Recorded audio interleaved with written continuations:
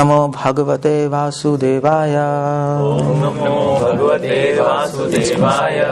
Om Namo Bhagavate Vasudevaya. Om Namo Bhagavate Vasudevaya. Om Namo Bhagavate Vasudevaya. Om Namo Bhagavate Vasudevaya. Okay, you can repeat after me. Aham sarvasya prabhavo. Aham sarvasya prabhavo.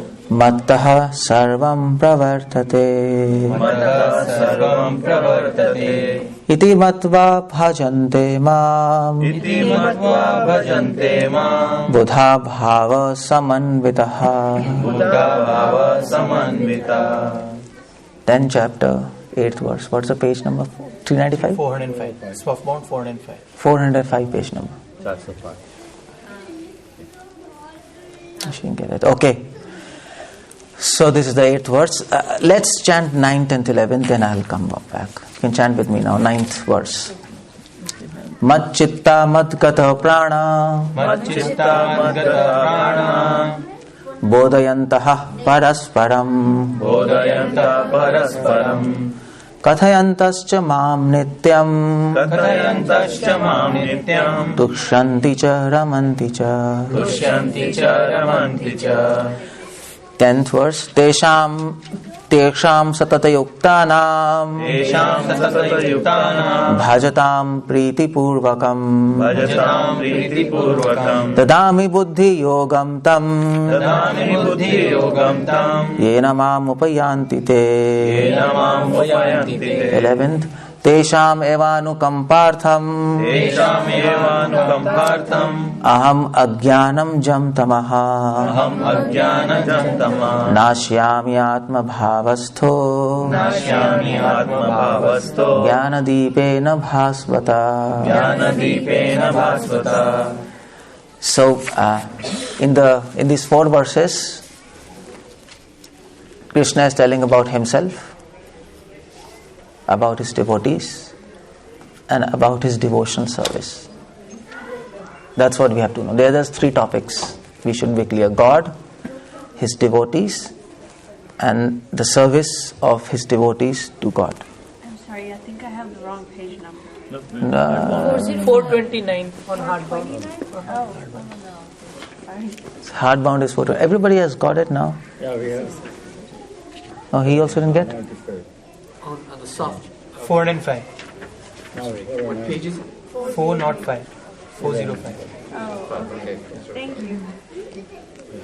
Yeah, everybody got it? Because if you don't get, then Yes, you'll be like, he got it? You got it? Yes, page 405.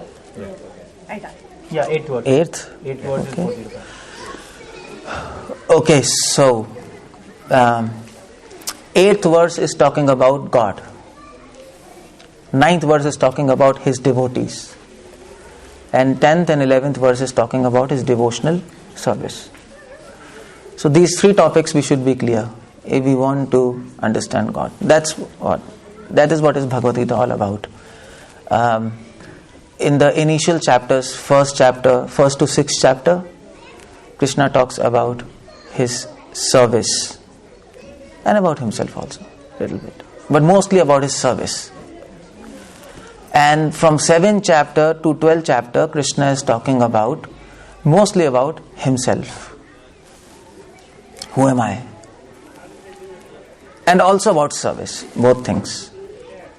But special service now. Service with love. That is 7th to 12th.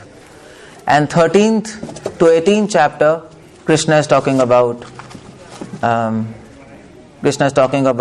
how you should do that service, the mechanism of that service. So that's what is. We are not interested to do PhD.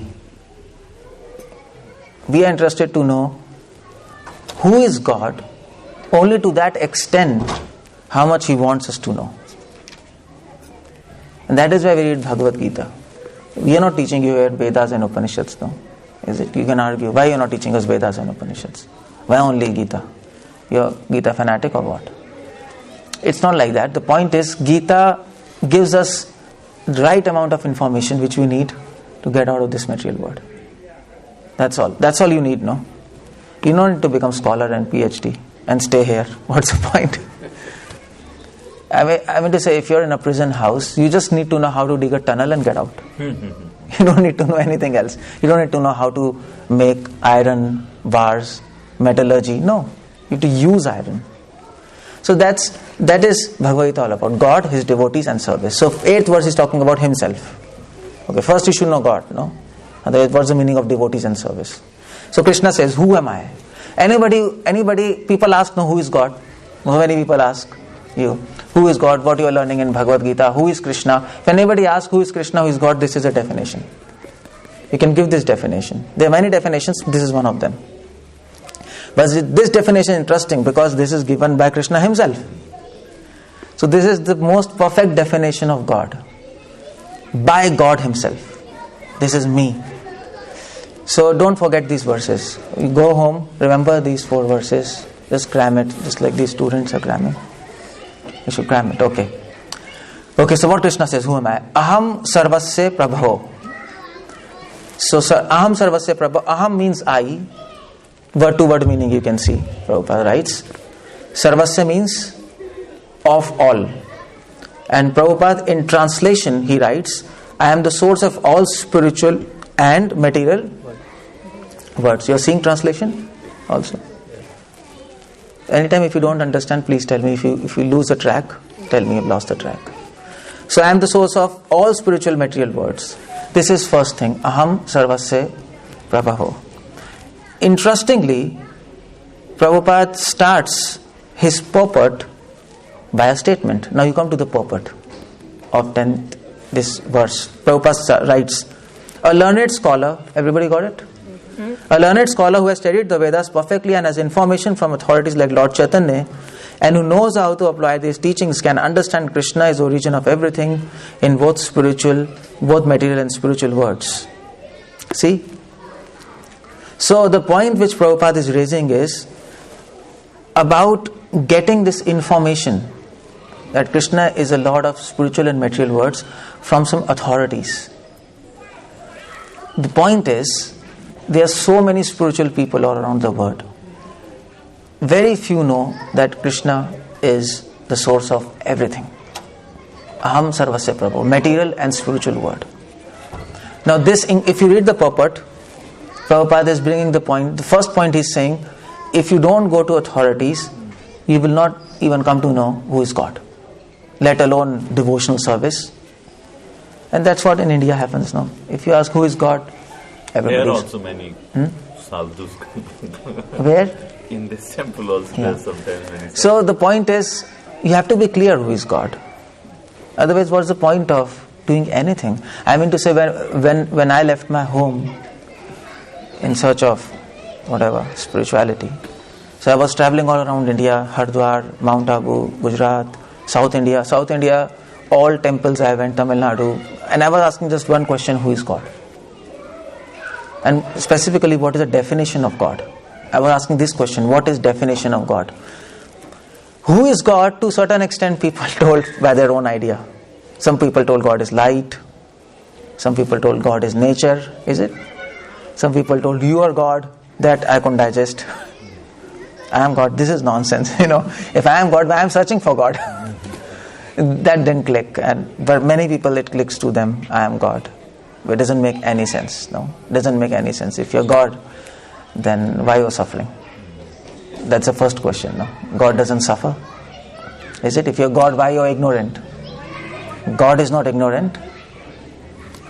So some people said so many things, but then it was not pretty clear who is God. But then I asked, who is that? What's that? Okay, fine. If you don't know who is God, let's define God. Then we can search God.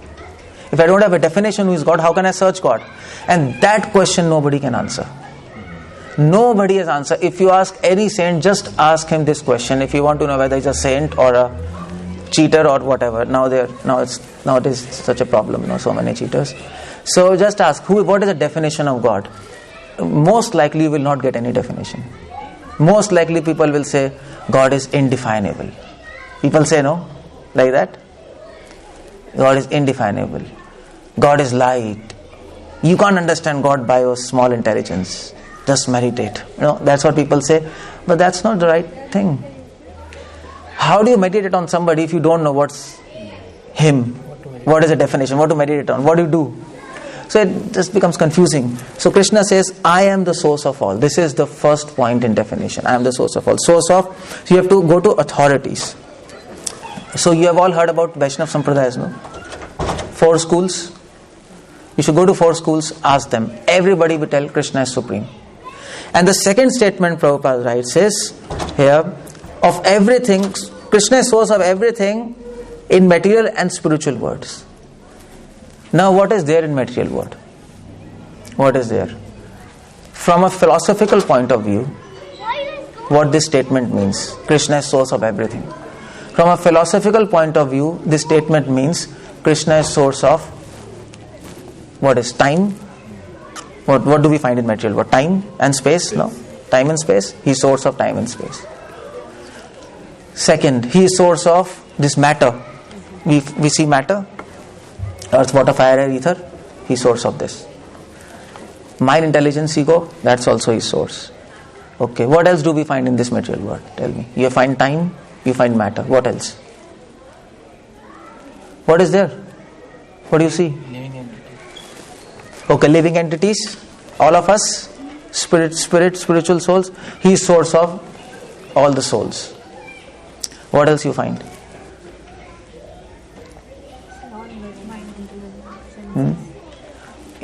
Your activities, whatever you're doing, all the activities going in this world, good or bad, he is a source. Now you might think good activities we can understand, Krishna is source, but what about bad activities? Is it the source of bad activities? Is it? What do you say of that? He's a source of good activities. That's a good thing. Everything. But then how do you say he's a source of bad activities? The opposites. No, but then people can say, yes, whatever bad actions we are doing, he is a source. So we should not be hanged. That's the point. Is it? See, this statement, Aham Sarvasya Prabhavo, I am helping you to put this statement practically all around you. It's not theory, no? So whatever you see, you should be able to say, yes, Krishna is the source of everything. So whenever you see clock, you can remember God. Why Krishna is telling He is source of everything? So that you can remember Him. That's the idea. If you read 10th chapter, beginning, Krishna says, I am telling about myself to increase your service, your remembrance for me. He's not just giving some information and then you pass exams and finish. No. You have to apply it in your life. No. Hear it, contemplate on it, and apply it. Shravanam, mananam, nididhyasanam cha. Hear, contemplate, and apply. So we heard Krishna is the source of everything. Now we are contemplating. Source of everything. Everything. Material word. Okay, what does material word mean? Time. He's source of time. So how do you apply this? He's the source of time. That's the third step. How do you apply? Whenever you see watch, you should remember Krishna. You understand? So there is knowledge, there is contemplation, and there is application. So, okay. So we get knowledge. He's source of time. He's source of material world. We contemplate. In material world there is time. He's source of time. And we apply it. Whenever we see watch, we have to practice remembering Krishna. He's source on this. We have to practice again and again. If we don't practice, then it doesn't happen. Okay, so whenever you see anything matter, earth, water, fire, or ether, you should always remember, yes, He's a source, Krishna. You should remember Krishna. Okay. Whenever you see good things, you should try to remember Krishna. Krishna is the source of good things. Whenever you see bad things, violence, Chennai has flood now. This is a bad thing. But then you should remember Krishna, He's a source. But at the same time, you should know how to link that. Because if you say Krishna is the source of bad things, then Krishna becomes responsible for that. Then there's a philosophical problem. Because the number one philosophical problem in Western world is why there is evil in the world. If Krishna is God is there, God is all good, why there is evil? God is a source of all good. Why there is evil? So this means God is source of evil also. If God is source of evil, He is evil. You see, that's a theological problem there. How do you answer that? Now you heard this, you contemplated, now you have to apply this. But application is a problem. Because whenever you see evil, and if you say he's a source, then he becomes evil. Because there's a rule. Every effect has a cause. Is it? Every effect should have a cause. And by effect, you can, by the nature of the effect, you can understand what is the nature of cause. A mango seed will produce mango tree. So, evil is a cause, is an effect. The cause is God. So, God becomes evil because evil comes from evil. So, how do you solve this problem? Krishna says, I am source of everything. Krishna is not joking. When he's saying I am source of everything, everything literally means everything. Krishna knows what he is speaking. If there was some exception, he would have mentioned there. I am source of everything except you. He could have told this something like this. You are complete nonsense, I am not source of everything. You finish. But no, he says everything. So what do you do? How do you solve this problem? This is a question. Tell me. No, first, okay. Ladies first. No, it's okay. Okay. The source of energy is coming from Krishna, even if it is evil or not evil.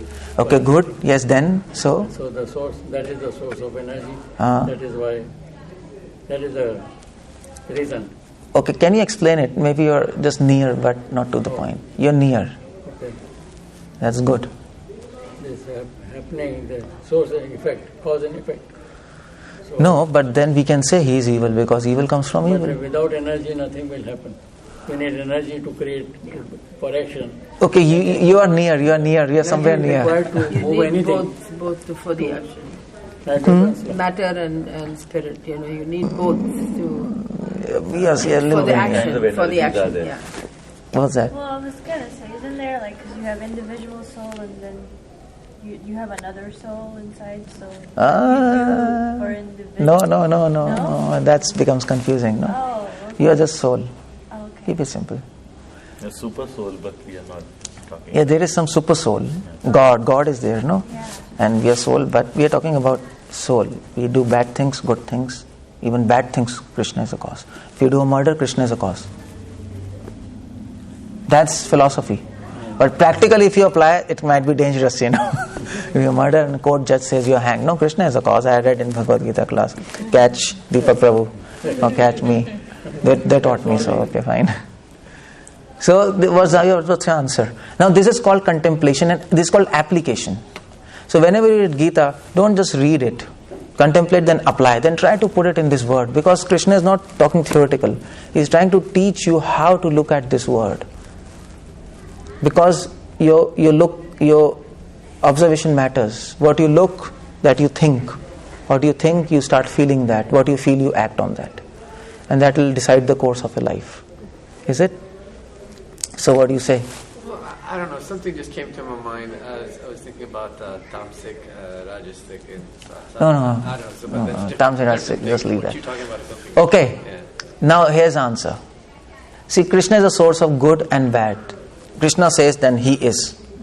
But now we have to figure out how he is without implicating him in evil, because he's all good.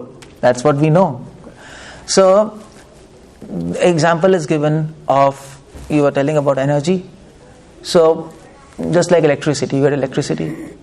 You can use electricity It's a form of energy. for fridge, at the same time for heater. Same electricity for hot and cold, both are opposite. Similarly, Krishna gives the intelligence. It's up to you how to use. He inspires people to do actions. What actions you do, that you have to decide. So he is a cause of good and bad activities in terms of inspiration, not in terms of decision. You understand? So he inspires you. If you want to murder somebody, he will inspire you. Okay, great. Murder him. And you will get inspired. But the decision was yours to murder him. It was not his. So just like mother, parents are like that. If children wants a toffee, then he will be saying, I want toffee. So mother might say, no, don't take, your teeth will get spoiled. But he's adamant. So if he's adamant, the same mother will take that child to the shop and choose a toffee for him. He's not going to, you want this. Like, just a moment back she was saying don't take toffee, but just after few moments she is taking child to the shop and she is inciting him. You want this is nice, beta, this is nice, and child will say, mama, I want this, okay, give me. You see what's happening? So mama is not bad, but the point is child is bad. It was not listening to mama. So mother then helped him to take toffee, and she knows that this is the only solution. When he eats toffee, he'll get worms, his teeth get spoiled, then he will understand. There's no other way. If I try to stop him, he will just lie down on the floor. It used to happen, no? Children lie down on the floor in front of everybody, and then there's no option. So लातों के भूत बातों से नहीं मानते. बस ये बात है और कुछ नहीं है. That's why Krishna lets you do bad activities. He inspires you. Do it. Because he wants you to suffer the consequences of bad things, so that you understand yourself. If you understand by instructions, no problem. That is why everywhere you will find a temple, you find Gita, you find churches, you find religion everywhere.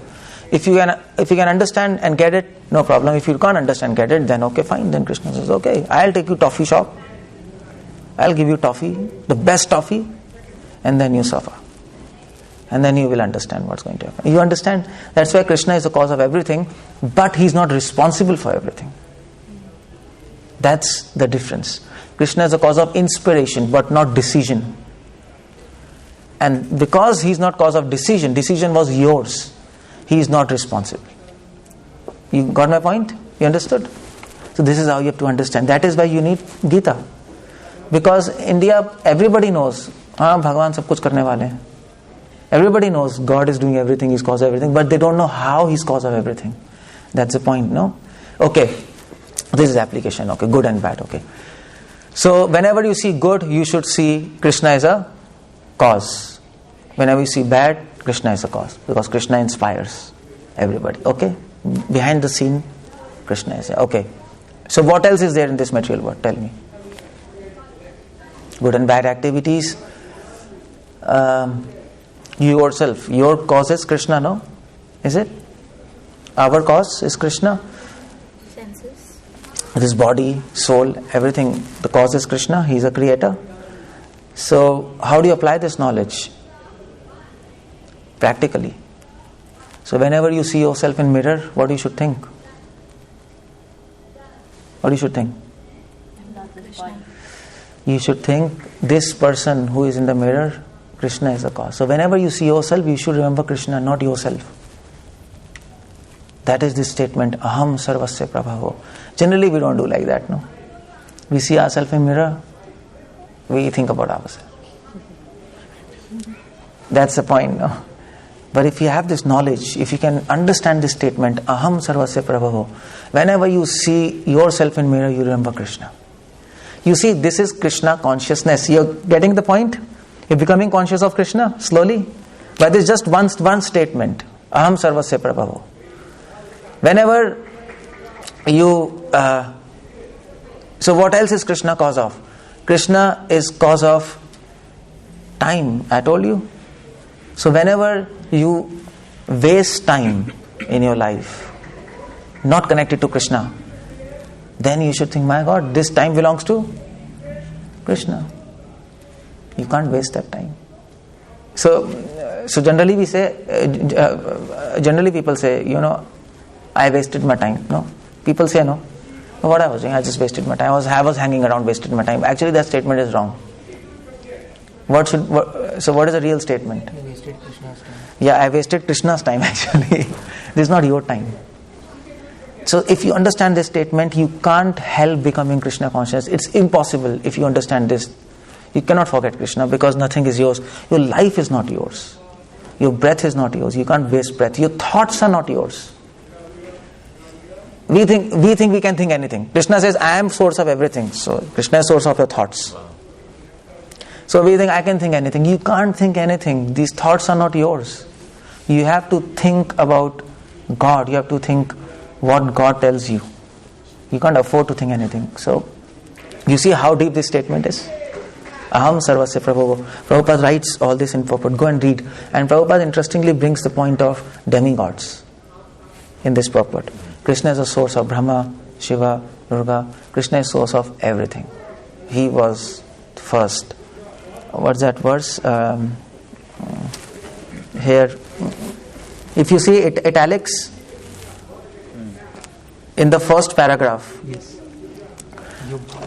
So there is italics. So italics. So we have a verse in italics, Sanskrit verse, and it's written Narayanat Brahma Jayate. You can find in the first paragraph. 10th chapter, 8th verse, purport, first paragraph. Everybody can find it. In the italics, shloka is written Narayanat Brahma Jayate. Yeah. Oh, first paragraph in the middle. Yes. Indru Jayate, Narayana. Does everybody know what's the meaning of paragraph? Yeah. No, because there were italics earlier also. Yes, so that's right. Earlier? Acha, oh, italics earlier also? Yeah. Okay, so Last of the third Basically verse. 406 page. Yeah. well, that's in softbound. And 430. In hardbound, it's different. So everybody got it? Narayanath Brahma Jayate? Yeah. Yes. She didn't get Towards the last, first end of first paragraph. it. Her book is different. Okay. Narayanath Brahma Jayate, Narayanath Prajapati Prajayate, Narayanath Indro Jayate, Narayanath Astu Ashtau Vasavo Jayante, Narayanath Ekadash Rudra Jayante, Narayanath Dwadash Aditya. From Narayan, Brahma is born. From Narayan, patriarchs are born. From Narayan, Indra is born. From Narayan, 8 Vasus are born. From Narayan, 11 Rudras are born. From Narayan, 12 Adityas are born. And Narayan is born of Krishna. So that's Brahmanya Devki Putra. You read this purport afterwards. Krishna is the original source. Aham sarvasya prabhavo. This statement, Krishna means what he says. I am source of everything. So whenever you see sun, you should remember Krishna. Whenever you see moon, you should remember Krishna. So the point is, somebody asked Prabhupada, it's very difficult to remember Krishna. Prabhupada said, I think so. It's very difficult to forget Krishna. Because how can you forget Krishna if everything is His? Wherever you look, there is Krishna. And that is why you saw many saints, they sing in poems, wherever I look God. Is it? There are so many poems in India. I look God everywhere. This is how he looks God everywhere. Because he can see, he is the source of everything, no? That's the idea. That's how you look God. I mean to see, you don't see an image of God. But he looks God everywhere because he can remember that he's the source. So for example, if you have so many paintings in this room, and that's made by a painter, you see all the paintings and you remember whom? The painter. Any painting you see, all paintings are different. All around the room. Painting exhibition, suppose you go to painting exhibitions. And each painting you see, it's, my God, it's so beautiful. This is different painting, this is different painting, so beautiful. And every time you say, okay, Mr. Jha, for example, painter is Mr. Jha. Mr. Jha is so nice. Okay, my dear, you see this painting. Oh, this is unique. Oh, Mr. Jha, he has so nice qualities, no? So you're remembering Mr. Jha, you're seeing different paintings. There's how you see many things in this material world, different things, different, but you say, oh, Krishna is great. So that's the point. Aham sarvasya prabhaho. You understand this statement? Yeah. It's I nice. have a question. Yes. Like you said, even our thoughts are not ours, they are Krishna's thoughts. Yeah. So is it like he puts thoughts into our No, mind? this is the point. He gives us the capacity to think. What do you think? That's up to you. That's the point. We have to always remember capacity. This word is very important, capacity. In Sanskrit it is called tanmatra. Senses, mind, intelligence, and the capacity in that. So he gives you eyes, and he gives you optic nerve, he gives you brain, and he gives you the capacity to see. But what you see, that is up to you. You can see complete nonsense things, you can see good things, you can see God. It's up to you. So like ears, he gives you ears, he gives you brain, he gives you auditory channel, he gives you sound, and he gives you the capacity to listen. But what you listen, that's up to you. You see? So he is cause of everything. Everything. So the gross elements, right, we can control, like, okay, you can see the right things, but then say the subtle elements like the mind, sometimes you cannot control them. So how do you... So what? Like you mentioned that... Oh, it's so I told he gives capacity to think, but it's up to you to think. But But your question is, sometimes sometimes we don't think, but it seems, automatically mind keeps on going, thoughts keep on coming. You chant and you're not thinking, things are coming. So that's a good question. So who is the cause of those thoughts which we are not thinking, they're themselves coming? Who is the cause? Krishna. Every time, if you get a fill in the blank, write Krishna, you'll be right. But the next question, why? For that you should know philosophy. Okay? So, he's a cause. Definitely, he's a cause of the subconscious thoughts which are coming in you. You don't have control on that. But the point is, he's the thoughts of that, but the decision of those thoughts, actually you made in last life. Say that again, last part, please. The decision of those thoughts, you made in the last life. Yeah. So that's why you're getting those thoughts. Just like now, like now, for example, I'll tell you. Now, you came to the program. That was your decision, no? Now, Krishna gave you capacity to think and you chose right thought. Probably 2 thoughts might be coming in your mind. Should I go or not? It's raining. Right. Forget it. But you chose the right one. Let me go. Okay, good. But some thoughts are coming by itself. Is it? So who is giving? Krishna is giving, because you had those 2 thoughts last life and you chose the decision last life. But some of those thoughts were not fulfilled. Like suppose you had to come to this program and you chose, okay, fine.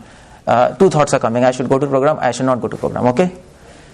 And you chose, I should come to program.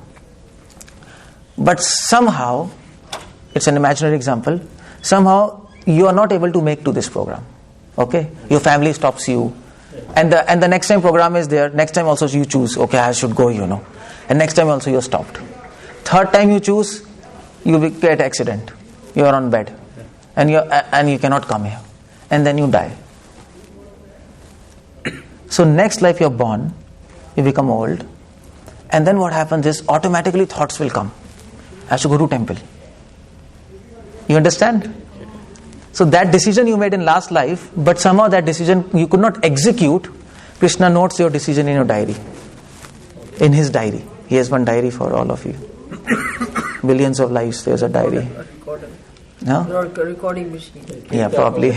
Some computer he has. So that is noted, okay. So this life you are born, your unfulfilled decision, he fulfills it in this life by giving you thoughts. Okay, take this.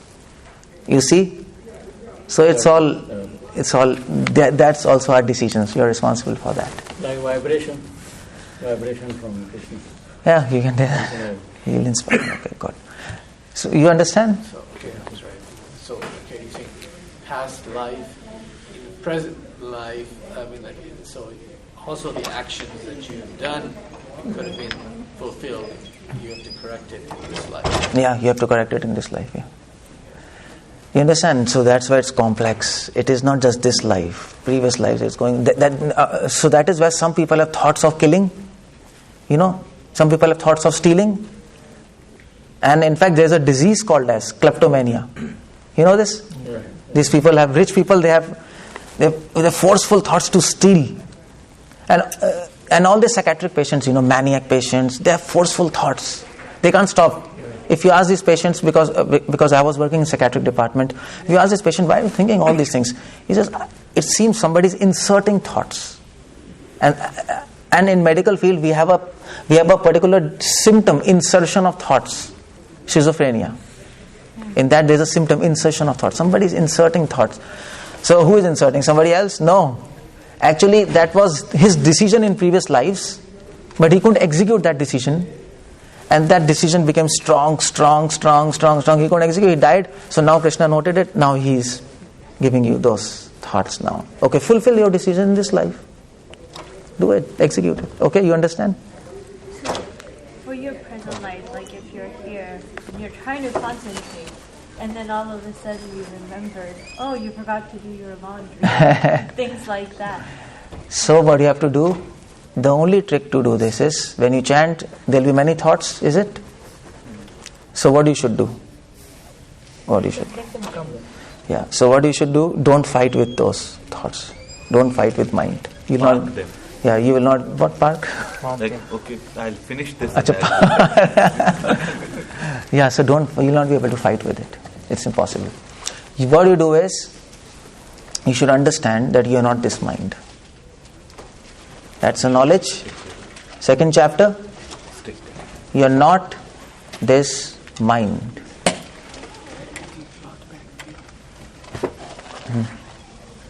You are beyond this mind. So okay, let the thoughts come. I am not mind. I am soul. My function is to chant Krishna. If you don't focus on mind, if you understand I am not this mind, it will stop after some time. Well, is it? So children are like that, no? Children will shout, "Mama, mama, mama." He'll keep on shouting. If mother listens to child, then he will shout more. If you don't listen, after some time, he'll stop and he'll start playing with his toys. That happens, no? Ignore. Yeah, you have to ignore. Ignore mind. Don't try to fight with it. Ignore. It will stop. That's all. Finish.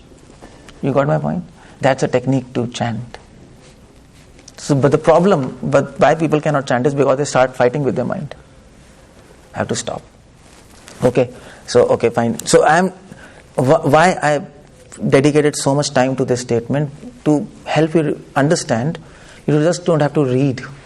Contemplate it and put it in action. Otherwise, there is no point of reading Bhagavad Gita. This is practical book. Okay, so this is one definition. Aham sarvasya prabhavo is cause of all material, all spiritual, everything in spirit word, all incarnations, Narayan, Vishnu, whatever you have heard, everything is coming from Krishna. Second thing Krishna says, Matta sarvam pravartate. In the verse you see, Matta sarvam. So what does it mean? So Matta means from me, sarvam means all. Pravartate means emanates. Prabhupada writes, everything emanates from me. So what's the difference in these two things? So what's the difference in these two things? Everything emanates from me. Like the light, everything is. Okay, Krishna is saying, Matta sarvam pravartate. Everything comes from me. I am the cause. And pravartate means actually, pravartate in Sanskrit means I move everything. Pravartate. You see, vartate means yes, to exist. Pravartate means to move. I move everything. Everything comes from me and then I move it. See, all matter comes from Krishna. Everything material comes from Krishna. But then nothing is static, no? Everything is moving. Past, present, future.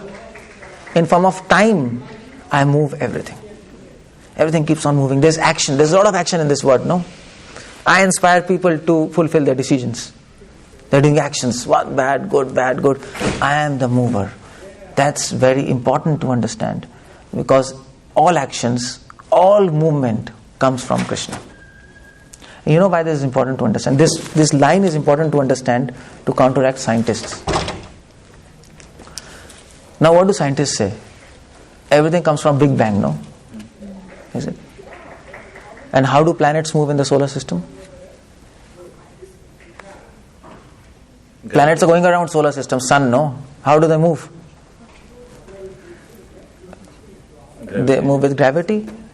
No. They don't move by gravity, they just keep on moving. Yeah. After Big Bang, the force. There was a force, they keep on moving. Gravity holds them in the orbit. It doesn't let them go anywhere. But the motion is going on. So somebody asked Newton, okay, fine, your theory is good, that things are moving and gravity is holding them in the orbit. But can you tell me from where this motion came? So previous to Newton, Greek and all these mythological people, they used to think that there were angels pushing these planets. There were angels pushing these planets and taking them all around the solar system. But then, of course, science doesn't believe in angels, so they just forget it. So then they told, no, it is moving itself. But then they got this theory of Big Bang. Big Bang, everything blasted. So there was motion. That's how they say that motion came. Okay? So that's the point. But Krishna is saying all motion is coming from me. I am the cause of motion. You know why? You know why? You see, it's very easy to understand. If you shoot an arrow, as example given. If you shoot an arrow, and so I should not give example of arrow. That's outdated. So let's give example of cruise missile. Cruise missile, you know that, no? It was going in Arab countries itself. So fool will think it is going itself. It's navigating itself. But actually it's not navigating itself. Somebody fired it, then that motion is there, is it? The motion is due to that person's energy. You got my point? A fool will think the motion is inherent in that object. No. Somebody fired it. And then there was motion. If you throw a ball, if you see a ball in mid of the air moving, you don't conclude that the motion is in the ball. I put the motion in that ball. You understand? So similarly, when you see the planets going all around, you have to conclude somebody put motion in that planet. So somebody did Big Bang. And then things came, no? So I was in one of the conferences, science conference, and there was one Nobel Prize winner. And he was there, Vikram Singh. So we were attending. I'm a scientist, so I go to science conferences. So I asked him. So he was telling everything came from Big Bang. And there was one student. He asked him, "Sir, I have a question." He said, "Okay. Can you tell me who did Big Bang?" Okay, you said everything came from Big Bang, but who caused that blast? You know what he answered? He answered, "This question is not allowed." In science, this question is not allowed. Who blasted that? So the point is, anything you do, okay, the cause of this motion is Big Bang. The cause of Big Bang is quantum phenomena, whatever you can say. But the point is, you have to decide the first cause is dead or first cause is some intelligence. And you can't, there's no logic that initial cause is something dead, no. Everything has to begin with some intelligence, no. Somebody has to do that. Activate that bang. Nothing activates by itself. You understand? So that's why Krishna says, Mattha sarvam pravartate. This motion is due to me. Everything moving is due to me. Wherever you see motion is due to Krishna. These two statements are very important. I am the creator, I am the cause, and I move everything. I move everything so that people can do whatever they want and then can suffer the consequences of the good and bad actions. And then they can understand, if they don't follow God's instructions, they'll suffer. If they follow God's instructions, they'll be happy. So they'll surrender to Krishna. That's all. You got my point? Matta saram pravartate. Okay, fine. Now you understand who is God. He is a creator. He is the cause of everything. He moves everything. He inspires you. Good. So what you should do now? Now you should close books and go to sleep. That's philosophers, theologians, theosophists, mythologists, Hindu department in colleges. They read all these things. After analyzing all these things, who has got PhD thesis, definitions, and then they go to home, nothing doing, finish.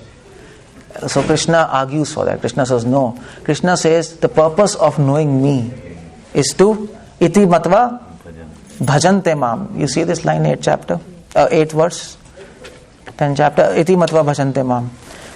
This means the wise who perfectly know this engage in my devotional service. Iti means this, matva means no, bhajante means worship, mam means me.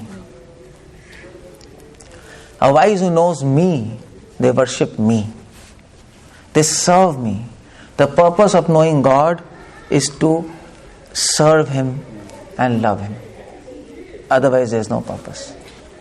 Why do you want? If you try to understand God without worshipping, you know what will happen? What's the consequence of that? If you get knowledge of God and if you don't worship Him, what is the consequence of that? Are you understanding my question? Understand my question? If I give you the knowledge of God and you don't worship Him, what will happen? You'll become Brahmaraksha. Yeah, something like that. What? There's no result. I mean, nothing happens. No, something happens. Everything happens. Something should happen by everything. Everything has an effect. Everything has an effect. Even a butterfly flaps, there can be a cyclone somewhere in the world. That is the theory of chaos. Everything, even an atom moves in this material world, there has to be effect somewhere. Nothing goes without effect. If there's a cause, there has to be effect. So there is some effect. What is that effect? something happens. You know what happens? If you take knowledge of God, lot of knowledge of God, and if you don't serve Him, you become Hiranyakashipu. This is God, so powerful, so this. And then one day thought will come in your mind, I will become God. He is God, He is powerful, He is doing everything, I'll become like Him. Is it? It's like that, no? We all think like that. Sachin Tendulkar, he is so great. And every children has dream, I'll become Sachin Tendulkar, no? That's normal, it comes like that. Amitabh Bachchan, I'll become Amitabh Bachchan. God is great. So next thought will come, I'll become God. This is going to happen if you don't serve Him. And this pretty much entire world is like that. Everybody knows God, but nobody serves Him. And because of that, everybody wants to become like God. We all want to become like God. That's one thing. We all want to become like God. You might think, no, I don't want to become like God. But we all want to become like God. In another sense, just like God is creator of everything, see, we also want to become creator, no? Is it? We want to do something. That's the idea of material word, no? Do something. Everybody says, do something. Show this word that you are something. And then that's in us now. You see, this is happening. And so, Krishna is the cause of everything. I also want to become cause of everything. I want to do something. Krishna moves everything. Yes, I want to move everything. Everything should be under my control. So this happens if you don't serve Him. You understand? Then you become in competition with Him. At our own level. At our own level. We all are like that. So Krishna says, knowing me, what you should do, worship me. Serve me. On the other hand, if you understand God, you will force me. Automatically, spontaneously you will serve Him. He's so nice. He's so nice. If you come to know Krishna, He's so nice, you want to serve Him. It's impossible, no? If you know some person who is very nice, you want to help him, no? Is it? Like saints, what do? Saints, you want to help, no? Oh, you're so nice person, you're not envious, you don't have greed, you want to help everybody, let me help you. Is it? Automatically it comes. So, saints are just tiny fraction of God. If you know God, automatically you want to serve Him. That is why Krishna says, iti matva bhajante mam. Serve me. Serve me with love. He's saying this, but you should do yourself. He's actually saying you should do this because we are like real stupid now. But if you're a good man, you will yourself want to serve God. Yeah, He's so good. And then what do you do? If you do this, Krishna says Buddha. What you can see this word Buddha? So this word is not Buddhu. Buddhu means Buddhu. This is Buddha. Buddha. Buddha. Buddha means then you will become, what does Prabhupada write? Learned. You will become learned. See the word to word meaning? Buddha. You become learned. You will become intelligent. And if you see the purport, afterwards you read the purport, Prabhupada says, you become intelligent. So what that means? You become intelligent. You might not know physics, you might not know chemistry, you might not know anything. But in the eyes of God, you are intelligent. Why you are intelligent? Because you know the purpose of life. You see, if a person is driving his car and he doesn't know where to go, is he intelligent? No. No. If you're in train and if TT comes and he says, where are you going? I don't know. But he says, but I am a scientist. And I am also a mathematician. I have got 3 Nobel Prizes. So, okay, fine, where you are going? That I don't know. So what he will do? Yeah, you're very intelligent, but let me call some doctor, psychiatrist for you. That's okay. I understand you are intelligent, you're a scientist, you're a Nobel Prize winner, whatever, but now you need a psychiatrist because you don't know where you're going. So that's the point. You might be a mathematician, scientist, big person, but if you don't know where your life is going, you need a psychiatrist. You're mad. That's what Krishna says in Bhagavad Gita. Nunam pramatta kurote vikrama. Krishna says, avajananti ma muda. Krishna says, people who don't know me, they are mad. And you understand the logic? That's why they are mad. If you don't know where your life is going, what's the point? You're not learned, you're a fool. You're a fool, just like that person. I don't know where I'm going. So Krishna says you'll become intelligent. Is it? So you might not be mathematician or anything, but if you're not trained, you know where you're going. Okay, fine. He's a good man. Okay, that's okay. So there's a story also, no, that boatman. And that's interesting. Prabhupada used to quote. So one scientist, mathematician, learned person, he wanted to cross a river, and the boatman told, "Okay, come." And they were sitting in the river, and then that person asked, my dear boatman, do you know mathematics? He told, "I don't know mathematics." He told, "Come on, your 50% life is waste." Then he asked, "Do you know English?" He said, "I don't know English. I'm like normal, ordinary guy."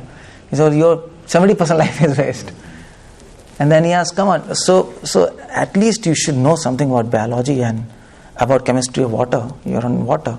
"No, I don't know, bhai." He told, your 99% life is waste.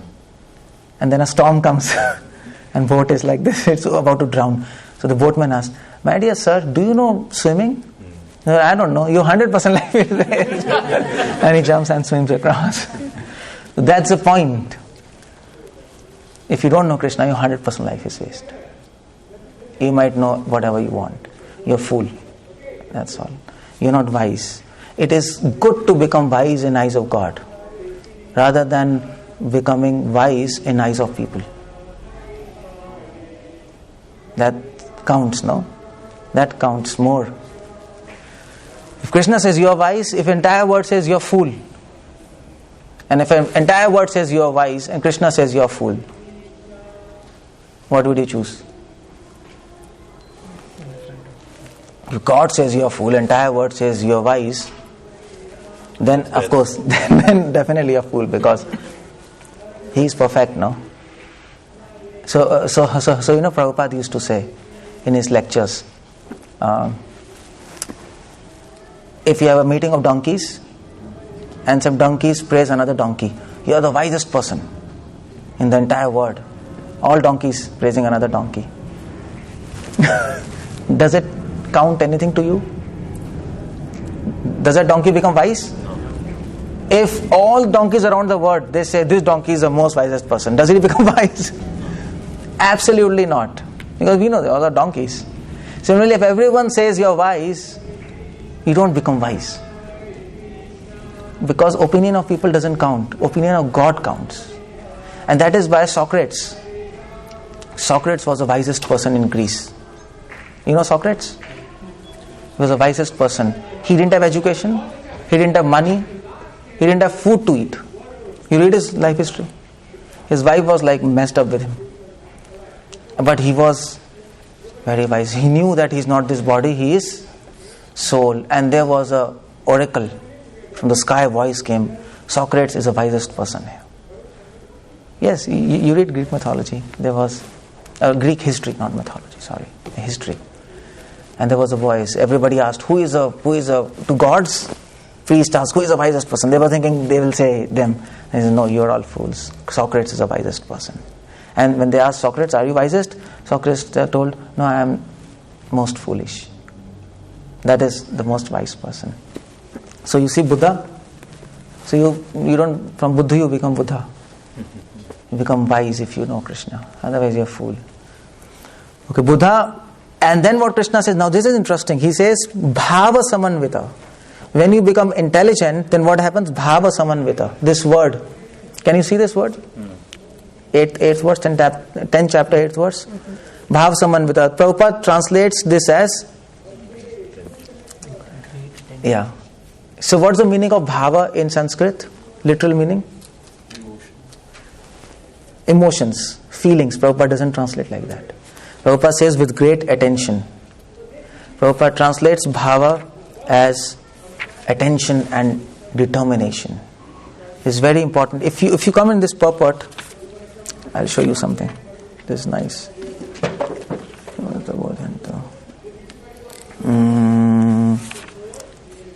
I can't find it. Okay, well, I can't find. I'll show you now afterwards. Okay, Prabhupada translates bhava as attention and determination, and not as feelings.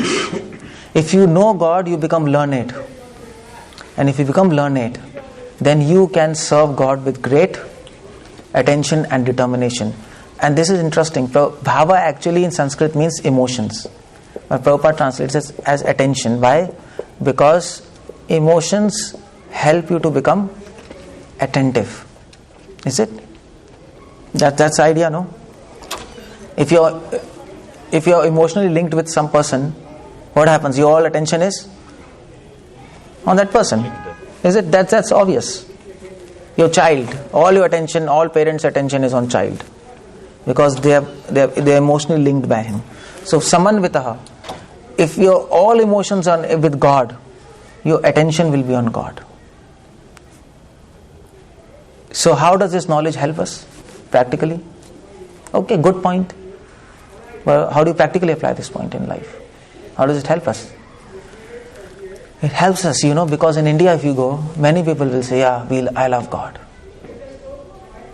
You go to India. If you ask in India, if you ask anybody, do you worship God? Yes, I worship God. Do you like God? Yes, I like God. Yes. So, but the point is, if you like God, if you love Him, then all your attention should be on Him. What's happening? All kids are coming? Acha? Deepak, till what time we should go? 12 से बंद करते हैं 11. Okay. अभी तो एक ही वर्ष हुआ है. This is funny. I plan to do 5, but anyway. So you understand? So you can't say I like God, but at the same time you don't give attention to Him. That has no meaning. Absolutely no meaning. Children are there. Okay. I doubt they'll understand anything, but that's okay. Okay, you said. So you understand, no? So you can't fool yourself. You can't say I worship God. Well, worshipping means liking Him. Worship means liking, no? Why do you worship somebody? You like him. And if you like him, generally people do puja for 2 minutes, no? So arati, ting ting ting, or mandir gaye, they go to temple, people come to temple, 2 minutes sit, go back. Doesn't make sense. This means we are cheating ourselves. We are saying I like God, but I'll just spend 1 minute with Him. Does it make sense?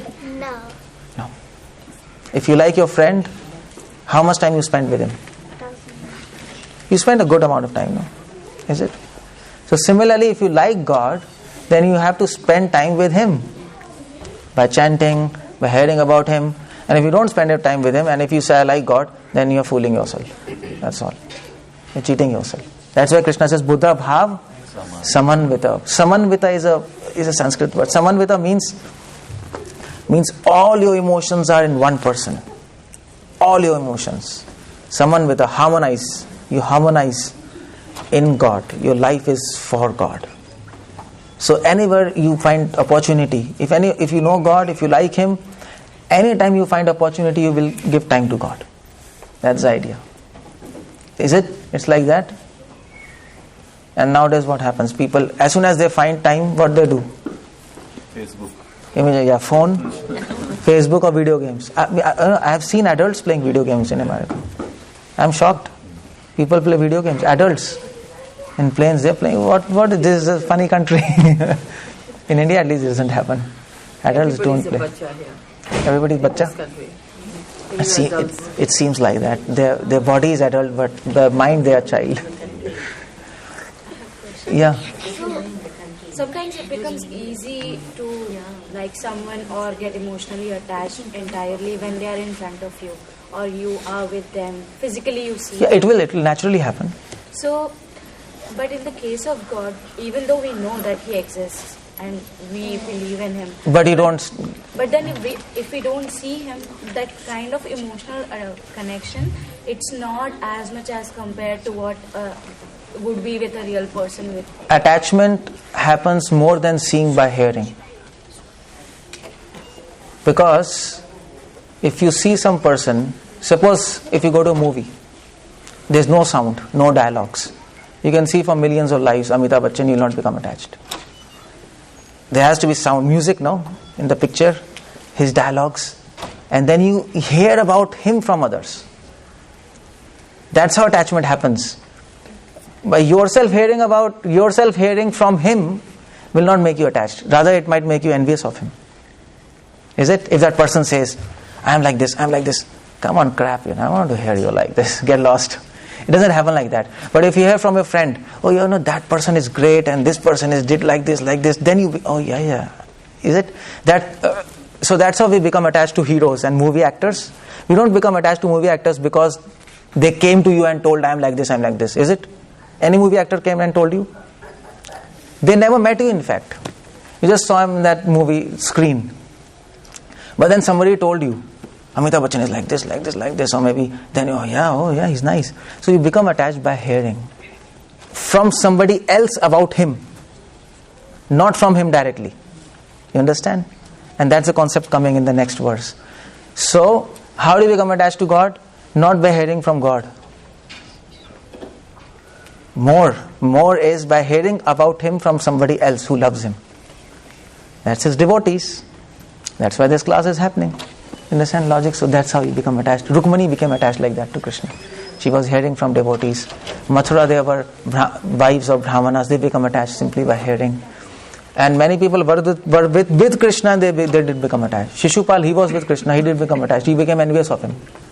He thought, Krishna, he's doing so many things. Come on, nonsense.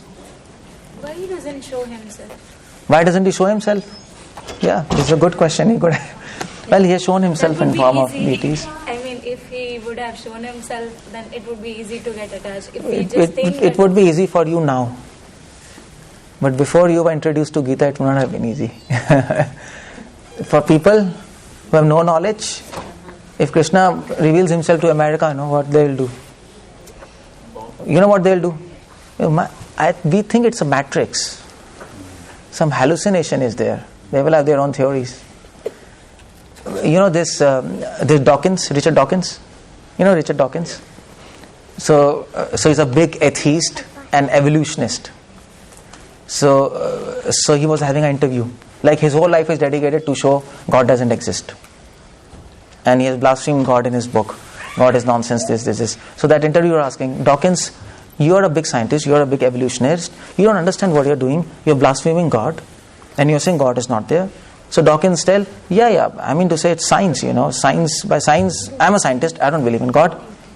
So then that interviewer asked, Dawkins, if someday God shows himself to you, then what would happen? What would happen? Did you think about that? So he told, yes, we all atheists, we actually discuss about this point. If someday God shows to us himself, then what will happen? He told, well, if he shows himself to us, he admitted, it's a little fearful question because whole life I am saying God doesn't exist. And if he shows himself to us, then the first reaction of people, atheists, will be they'll get fear, not love. And the next reaction, he told, if he shows himself to us, well, the first thing we'll do is we have to question ourselves whether this is hallucination or it's reality. So they'll be into that. Nobody's going to accept him. That's why he's not showing himself. It is his mercy he's not showing himself. Otherwise, people will say crap about him. Everybody's not going to accept.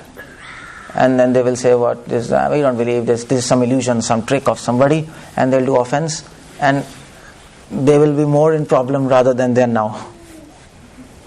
At least now they don't say so much against God, but if he shows, that's a problem there. He is very wise. He knows why he's not showing himself. He knows why he's not showing himself. You got my point? So, okay. So, I think we should stop because if I start next verse, it will be like... Next time we'll finish next time we'll finish. It usually happens. I want to do 4, but I just end up doing 1. Can you wait like 2 minutes? Give them. Okay, by the way, any confusions? Just 2 minutes. Otherwise, I don't want to leave anybody with confusion. Have you understood everything? Or most of it?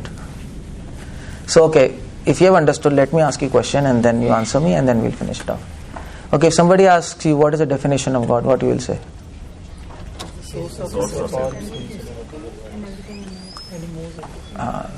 Source of all spiritual material world and source of all motion. He moves everything in form of time. Form of time he moves everything. No? Time, past, present, future. If you pause time, nothing happens. Science doesn't know what is time, by the way. Nobody has any understanding what is time. Because time is God. Okay, so you should quote this verse, 10th chapter, 8th verse. You should quote this. Am sarvasya prabhavo matta sarvam pravartate. Okay, fine. If you know Krishna is source of everything, what is the practical implication of this? What do you do with this knowledge? Krishna is source of everything. Do you sleep afterward? Krishna is source, nice. And I slept. What do you do with this knowledge? Yes, after knowing Krishna is source of everything, you should worship Him. Don't just sit around and do nothing. Then it doesn't make any sense. And if you know Krishna is source of everything, then you should apply this knowledge in your life. How do you apply this knowledge in your life?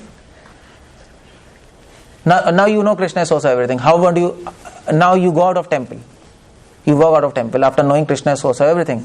How do you apply that? Do you forget everything in the class? Finish. Okay, I have heard. Okay, finish. Become conscious of Him, looking at Him. Yes, Krishna is source of everything. Use this knowledge to become conscious of Him by seeing everything connected to Krishna. That's what you have to practice. Now you go out. Now after this class, when you walk out, try to practice that. Try to practice. You see sun, remember Krishna. You see sky, remember Krishna. You see moon, remember Krishna. When you're going in car, just see yourself in the mirror. And you should remember. Don't remember yourself. That's the final test. Remember yourself. So like that, you have to always remember God. Okay, fine. So, after knowing everything, you become conscious. That is called Krishna consciousness. You apply. And then what do you become when you become conscious of Krishna? Intelligent. No. What do you do when you become conscious of God? What do you do with that knowledge? Utilize time. Utilize that consciousness to serve Him. It's not enough to become conscious. I can see God everywhere. Now what? Now I have to serve Him. Serve Him. Serve Him by. So what's the best method to serve Him? Chant. Yeah, so that's what I'm asking. What's the best method to serve Him? We have been. Glorify, chant. Chanting is the best method to serve Him. So we go out of this temple hall. You see sun, remember Krishna. You see people, remember Krishna. You see yourself, remember Krishna. You become Krishna consciousness. That's the second step. And immediately what do you do? Chant Hare Krishna. Krishna, you're so nice. You have made everything. You glorify Him, no? The sun, the light of sun is coming from you. The power of the people, the capacity to talk and walk and everything you are giving. You're so nice. You are helping everybody. You're so merciful. That's how devotee starts glorifying Him at every step, every moment. He can't forget Him. And the best way to glorify Him is Hare Krishna, Krishna Krishna, Hare Hare. Best, that's all. So you see how this knowledge helps you? Okay, so when you start chanting Hare Krishna, when you become conscious of Him, then what do you become? Fool or wise? Wise. Even if you are illiterate and you know Krishna, you are wise or fool? Wise.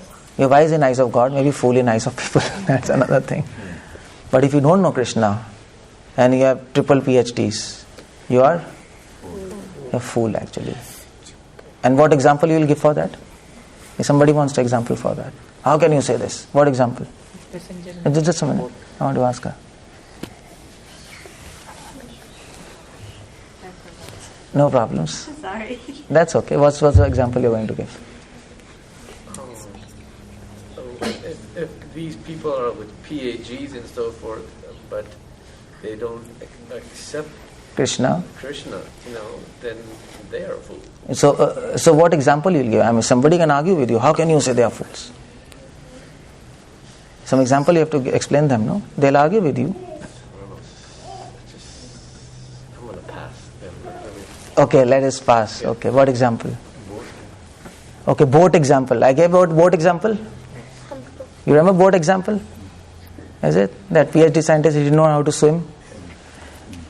And the next example, another example I gave. Anybody remembers? The passenger in a train. Yeah, the passenger in a train. That second example I gave.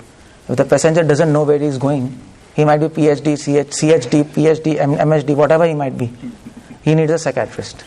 You understand? Because he doesn't know where his life is going. Okay? So 2 examples. So you become intelligent. And when you become intelligent, what happens? Next thing. When you become wise, bhava samanvita, all your attention goes to Krishna. Automatically. All your attention goes to Krishna. What is the practical meaning of this statement? All your attention goes to Krishna. Conscious of Krishna all the time. No, what I'm asking, what is a practical meaning? What happens practically? Okay, fine. Suppose if you say, all my attention is going to Krishna. You are saying this. Now I want to objectively know whether you are saying truth or false. How should I know? You are emotionally attached to it. So what example I gave you for that? You get gentler and more. No, I gave example of phone. Everybody's playing video games. If all your attention is for Krishna, any time you get free, what you will do immediately? You will use that time to chant and read Gita. You will not use that time to play stupid video games. That's waste of time. Not for children, for adults. You can play. Children can play. This is only for adults. So you understand? So that's all your attention is for Krishna. You don't waste time. Any time you get, life is busy, no? Any time you get, you see, okay, fine, Krishna is so nice. He is my Lord. And I'll use this time to read Gita. Or chant. You'll not see all nonsense. You see? So this is how you have to practically apply this verse. And this will happen. So now you walk out of temple. Whenever you get time in your house, whenever you get time, just use your time to read Gita. Take Gita. You might not understand initially. It's acceptable. But as you go on reading, you will get interest. And take your time to chant. No problem. When you are in park, go to park, chant on your fingers. You are just walking, no? Just walking. The mouth you can chant. Okay, you can count Hare Krishna, Krishna Krishna. And you can see this creation and glorify God. So nice. Actually, it's very nice. Your life will, Prabhupada says, magic begins then. Okay, so thank you very much for listening.